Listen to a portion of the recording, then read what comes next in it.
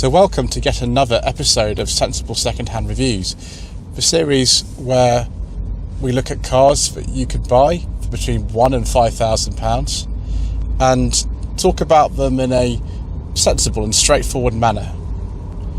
We don't have the highest budget in the world, but we do have plenty of enthusiasm, and we love to show very practical everyday cars. This is a 2011 Skoda Roomster 1.2 TSI SE DSG, which is a huge mouthful of letters. This has been very kindly lent to me by Liz, who is a friend of mine, and she uses this for just everyday transport really, and for work purposes. And as we'll see as we go throughout this video, it is a highly suitable vehicle for that.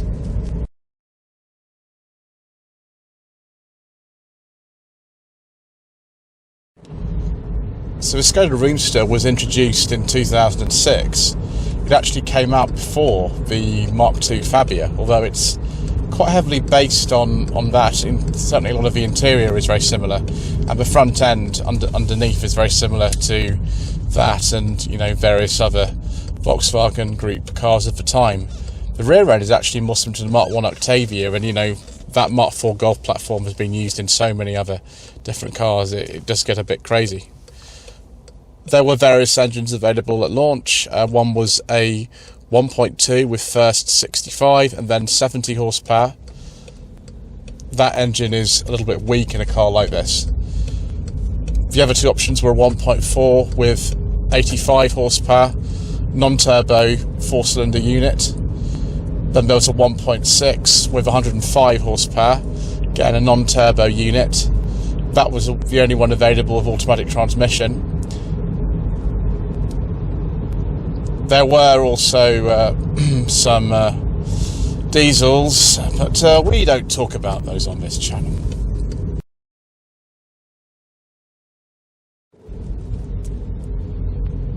After the facelift in 2010, the 1.4, 1.6 normally aspirated engines were replaced by 1.2 TSI turbocharged units, same power outputs. 105 in this case. Also the lower power one was 85. Certainly this is just an effortless car with this 105 brake horsepower engine and the DSG automatic gearbox. It's a 7-speed unit in this car. It just is very easy to drive. There's just really nothing to it at all. Trim levels available on the Roomster from launch were Roomster 1, Roomster 2 and Roomster 3. It's as if they expected an entire family to to drive these and have, you know, one of those each. There's also the Scout, which was a kind of sort of fake SUV type thing really, with bit of body cladding on it. It doesn't look too bad actually. It sort of suits the car.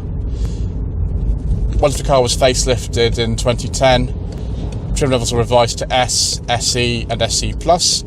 This is an SE. There were also some special editions. One was bizarrely called the Special Edition. I don't know why you need an SE and a Special Edition, but there we go.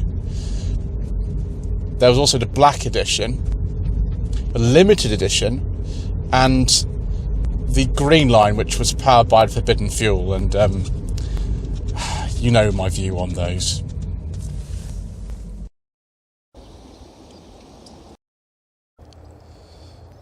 Well, viewers, I know this is Sensible Secondhand Reviews, but someone clearly had a bit of a party when they were designing this car. I mean, just look at this. You're not going to mistake this for anything else.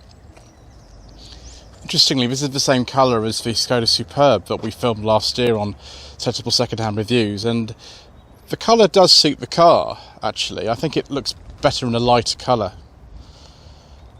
First thing you'll notice is this car's got parking sensors. I believe these probably an option. This is an SE, so it's the mid-spec car. The SE Plus was above this, it had things like cruise control. If you open up the boot, massive vertical tailgate, a bit like a van. Of course, this car was sold on the continent as the Skoda Practic in van form as well. Never got that over here. Just look at all these little oddment spaces for everything that Liz has. Look at the way this Variaflex seating is set up, 40, 20, 40. Look at the way that there's different places for mounting the rear parcel shelf. It's just all terribly clever. If we just get down here, see if I can actually get... No, I'm not going to be able to look under there, see if there's a spare. I've got a few things in here.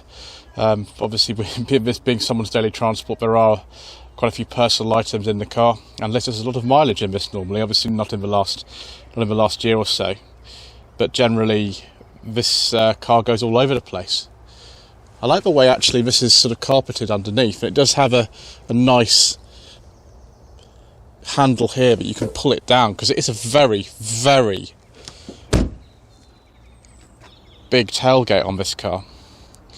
One of the main reasons why you might buy a Roomster is not so much the kind of way that it looks perhaps, but it's to do with the practicality of the car. And of course, if you're naming your van version of this car a Practic, that it has to be able to live up to something.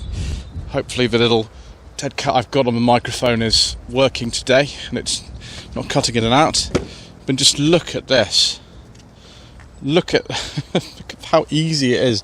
I'll just move these maps out of the way and just show you how easy it is to get in and out of here. There's no easier car that I know of that isn't absolutely enormous. I mean, look at all the footroom I've got. Got this panoramic roof with the sunshade. Just to close the see. Got these big door bins and my microphone leading the way. It's actually very comfortable. You can slide the seats forward and back. I've got the lever just here to, slide that forward and back. You can actually recline them as well, which it's a bit difficult to do, but I'll give it a go with this lever here. There we go. That just comes straight up, but you can actually recline this. If I just, there we go. You can push it back like that, and you can do that with the other two as well. You can tumble these seats entirely forward. You can remove them. If you actually take this middle seat out, you can slide the other two seats further in. They have got quite strong springs on them, as I've just demonstrated, so maybe be a bit careful with that. But again, it's so light in here. Look at all this light that you get, and these massive windows. They barely fit in the frame of the camera. I mean, there's just nothing else on the market like this anymore, unless you're going to buy an actual van-based car like a Berlingo or Peugeot Rifter or something like that. 455 litres of space with the rear seats slid back in this position. 530 with them slid forward. Obviously you can take them out and have, I think, over 1,500 litres of space if you take the seats entirely out. And yes, it's quite comfortable. I'd probably recline the backrest a little bit for more comfort if it were me, but I've only got one hand, so I won't do that. Yes, extraordinary car. And, just step out again. You just don't need to worry about banging your head on anything. Look how high that is. If you've got anybody in your family with, mobility challenges or something like that, and, you've got elderly relatives or something like that, this is going to be just hard to beat. If we just get in the front again, we've got a bit more of a thing to bang my head on, but it's really not an issue particularly. So that was the living room in the back, as Skoda calls it. This is called the driving room, and it feels unsurprisingly like a Mark II Skoda Fabia, because the front end of this car is based on a Mark II Skoda Fabia. The rear end is actually based on a Mark I Octavia and all the other cars that are on the platform, which we haven't got time to list them because we would be here all week. This is the facelifted car, and the automatic was available only on this 1.2 turbocharged engine with 105 horsepower. So just shut the door. You can see classic kind of Volkswagen Group controls, like the mirrors here. That used to come back. There we go, that's better. Full electric windows in this SE model. Big door pockets, of course. Actually got fabric on the door cards, which is very welcome because they are a bit hard, as you'd expect from a car of this age and this price point. But classic Skoda interior design, Volkswagen Group controls everywhere with the indicator and wiper stalks. That switch to the headlamps has been around, well, forever. Sorry, the focus of the camera is a bit wrong for that. Just stick the key in, which is a bit difficult to do with one hand, so I'll just be very careful when I do that. Just hold that, there we go. You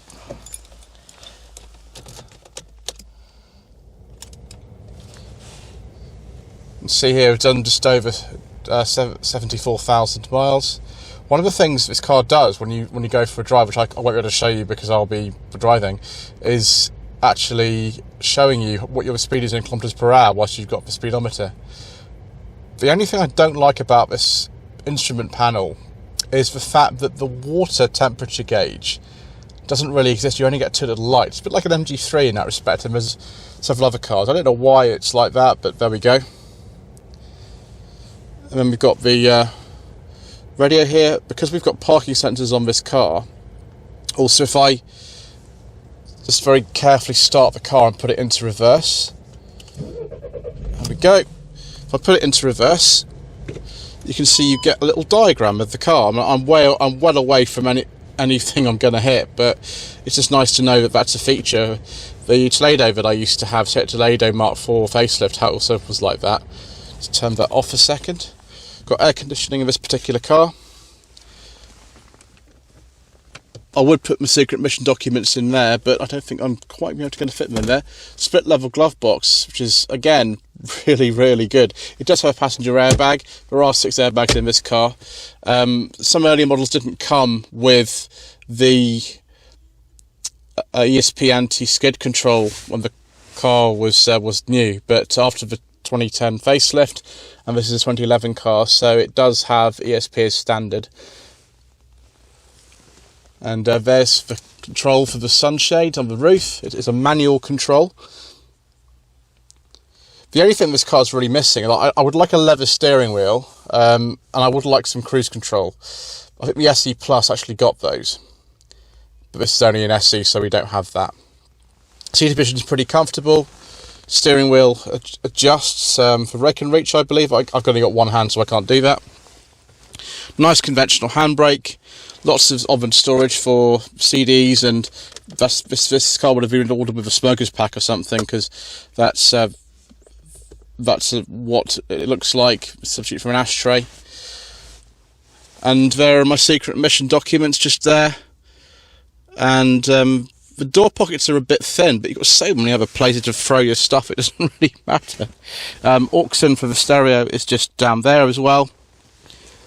Right, let's go and have a look at the TSI engine. So here is the 1.2 TSI engine. It's a 4-cylinder unit, this one. It generates 105 horsepower. There is also a lower powered 85 brake horsepower version of this unit.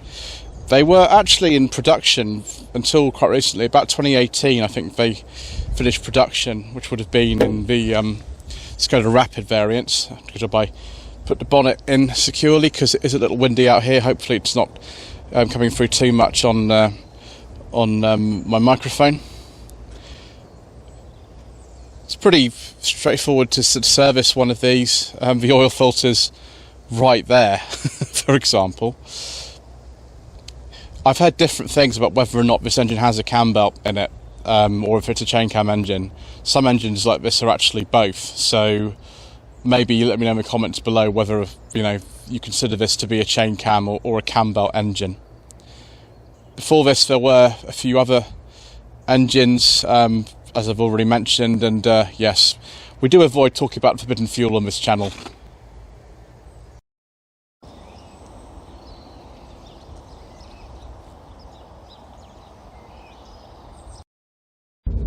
I think this is one of the only times that I've actually filmed with a car that there's so much available windscreen in this that the only thing we can really see is a tiny bit of the bonnet, and obviously the mount that's in the way, because that's just the way it goes on this channel.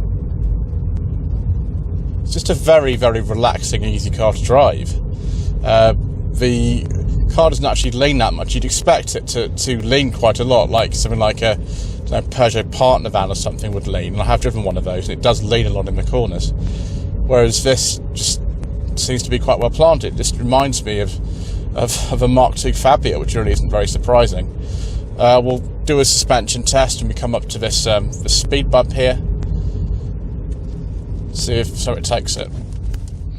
That's pretty good. The ride's actually quite soft. I wasn't expecting that, but it's just very comfortable and very easy to drive. It's just undemanding, which is, to be honest, what a lot of people want in a daily car. They don't want something with scintillating performance and, you know, world-class handling. They just want something that gets them around and is comfortable and practical and spacious with low running costs. And, you know, I don't think we're ever going to find a car on Sensible Secondhand Reviews that fulfills that brief really much better than this. Prices of these start at something like £1,000 for a really early rough one. Liz has had this car a long time, 7 years, and I don't think she's ever going to sell it, to be honest. She just loves it too much, and I can really understand that. If you just want ease of practical driving and be able to load people in and out, then this is exceptionally hard to beat, and it just feels a bit nicer than something like you know, a Berlingo or a Peugeot partner TP and all these sort of things. And it's got a bit more space, sort of like a Nissan Note or a Renault Modus. The funny thing about Volkswagen Group cars is actually, often in my opinion, the cheaper they are, the better they are. And this wasn't an expensive car, but it is absolutely fantastic. Wonderful.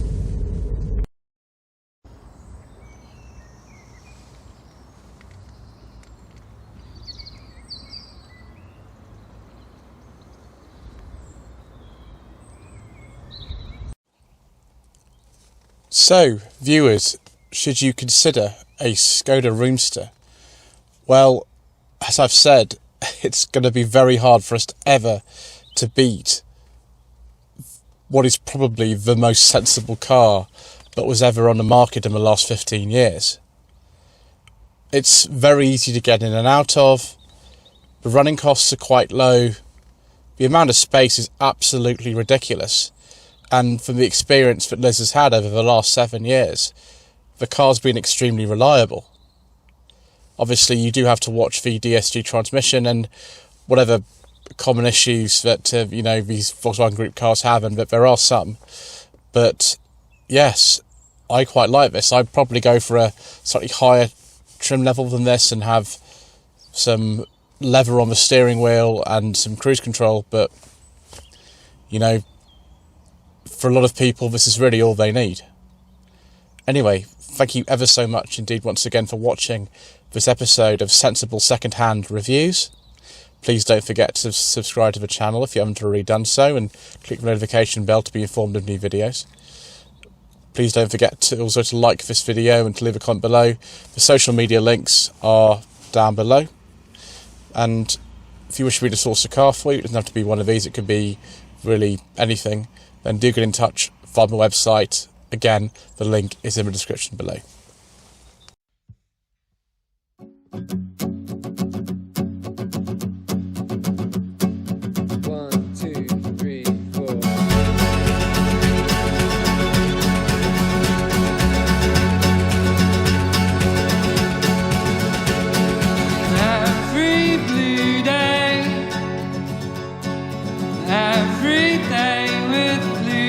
sky.